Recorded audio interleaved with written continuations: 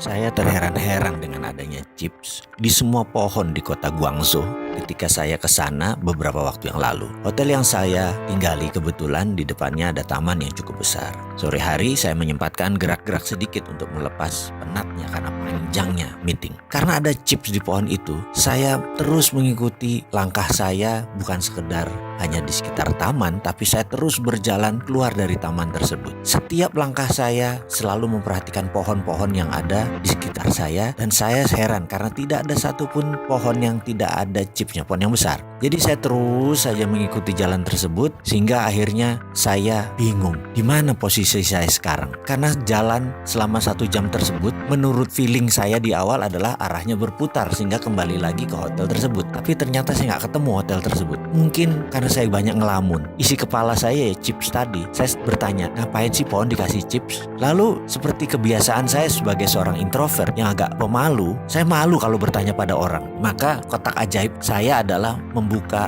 Google Map sebagai solusi mencari jalan kalau saya lagi lost kayak saat itu. Saya pencet Google Map, yang terjadi adalah dia cuma muter-muter roaming. Saya baru sadar bahwa ternyata Google itu dikendalikan di Cina. Emangnya seperti di Indonesia search engine asing yang berkuasa. Kalau di Cina ya produk mereka sendiri yang berkuasa. Jadi karena saya nggak punya Baidu Map, ya sudah, akhirnya saya terpaksa tanya orang. Saya pun memilih bertanya kepada seseorang yang duduk di tepi jalan lagi sambil menikmati udara sore yang sejuk. Penampilannya kasual, dan saya pun bertanya, "Excuse me, could you please guide me to my hotel, the St. Regis? I'm sorry, I'm kind of lost," saya bilang begitu. Dia menatap saya dan berkata, "Do you want to go from west side or from east side?" Saya terperanjat dengan bahasa Inggrisnya yang fasih, dan saya menjawab dengan cepat adalah, "Terserah, yang penting cepat," saya bilang begitu. Lalu dia menunjuk gedung putih yang agak jauh tepat di depan saya, di mana ternyata itu adalah sisi belakang hotel tersebut. Namun karena tertutup pohon yang besar, logonya tidak kelihatan. Saya mengucapkan terima kasih sambil memuji bahasa Inggrisnya yang fasih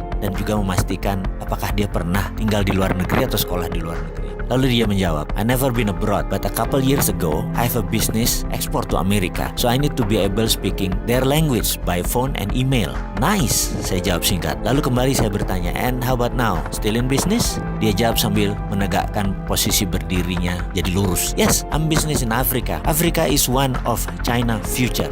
Very good prospect there for China." Sambil mendengar perkataan tersebut, saya mengucapkan terima kasih yang dijawabnya dengan hanya lambaian tangan. Kepala saya bertambah 2 masalah sekarang. Chip di pohon dan Afrika akan menjadi next China. Kok jauh bener ya mereka itu mikirnya. Sementara Indonesia mikirnya politik dalam negeri yang cakar-cakaran terus. Kapan ke Afrikanya?